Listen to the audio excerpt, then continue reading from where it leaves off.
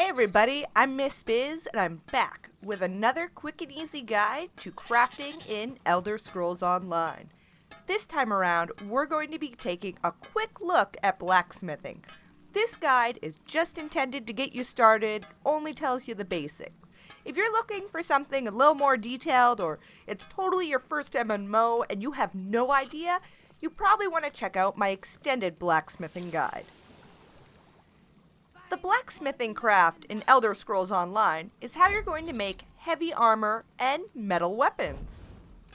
To get crafting here, you're going to need a couple different things. You're going to need some ore, which you'll turn into ingots. You're going to need a style material for a style you know. And if you really want, you'll need a weapon or armor trait. Depends on what you know and what you're looking to make. Ingots are what will determine the level range of the item you craft. You will need to harvest ore out in the world, or purchase it from other players, and refine it into ingots. 10 pieces of ore are needed to refine it into some ingots. You will use ingots to actually craft your items. You can, of course, also buy ingots from other players.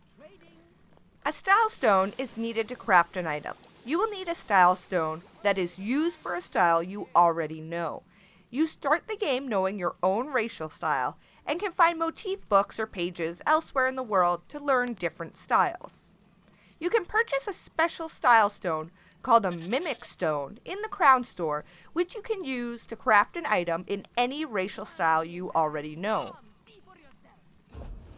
A trait stone is optional. If you would like to add a trait to an item, you must have researched one previously for that specific item.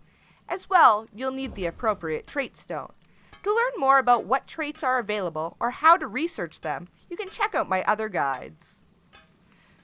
Once you have gathered the necessary items to craft some items, head to a blacksmithing station that looks just like this. When you open up a blacksmithing station, you're going to see a couple different tabs at the top. You want to go from left to right, so we'll start at refining. Refining is where you take the ore that you harvested out in the world or you purchased from other players and you turn it into ingots. You will need 10 pieces of ore to refine it into some ingots. You will get somewhere between 7 and 10 ingots for every 10 pieces of ore. When you refine ore, you also have a chance to gain upgrade materials or trait stones or quite a bit of different crafting items. This chance can be increased by putting skill points into the appropriate blacksmithing passive.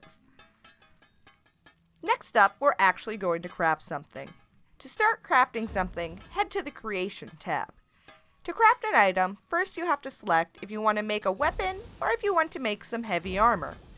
Once you've decided that, the first option is to choose exactly the item you're looking to craft. Once you've decided on an item, you'll need to choose what ingot style you would like to use. This is what determines the level range for the item. Once you've chosen the appropriate level range, you can fine-tune the level by increasing or decreasing the amount of ingots you're using. Next up, you will select the style. This only changes how the item looks. It doesn't actually change any of the stats. If you have a crown mimic stone, you can select any style and then check the box here to use your crown mimic stone. If you know traits for the item you're looking to craft, you can select the appropriate trait stone here. Of course, you also need to have the trait stone.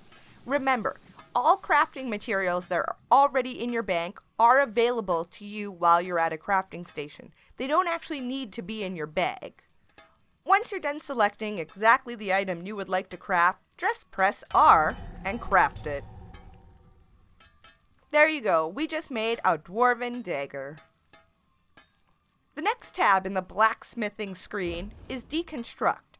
This is where you can deconstruct items. Deconstruction is a really good way to increase your crafting inspiration points, which is basically crafting experience points. Deconstructing items also has a chance to return some of the materials the item was made of. To have a better chance at getting better materials back, be sure to put points into the appropriate passive. To deconstruct an item, you simply select it and press R to deconstruct. Keep in mind that the deconstruction window is also broken up into apparel or weapons. Next up, we have the Improvement tab. Once again, you can select if you'd like weapon or apparel, and we'll work with this dwarven dagger we already have here. Improving an item will increase its armor value or its damage value. As well, it will increase any potency of a trait you added to the item. To improve items in blacksmithing, you need tempers, which are honing stone, dwarven oil, grain solvent, and tempering alloy. To improve an item, first select which item you want to improve.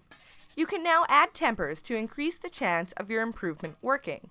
If you use a low chance and the improvement fails, you will lose the item that you're trying to improve, as well any tempers you tried to improve it with. So that's generally not a good idea. There is a passive available to lower the number of tempers needed for a 100% chance of improvement. You must improve an item one step at a time. That means a regular item needs to be upgraded to Fine, which is green, before it can be upgraded to Superior, which is blue. Our last tab is Research. Researching an item is how you learn the trait for it, and then you'll be able to craft an item with that trait. Researching an item will destroy the item, and each time you research another trait for that exact same item, the time needed to research it doubles. I have a full guide on researching that you'll want to check out if you want to know more. You'll also need to know a certain amount of traits to be able to use certain crafting tables. This is where you can actually make crafted set items. Thanks for tuning in on my quick blacksmithing guide. I hope this gets you well on your way to blacksmithing on Elder Scrolls Online, and if it hasn't quite taught you everything, feel free to check out my extended blacksmithing guide. It shows you everything, including a full look at the skill tree and way more details. Thanks for tuning in. I'm Miss Bizz. Bye!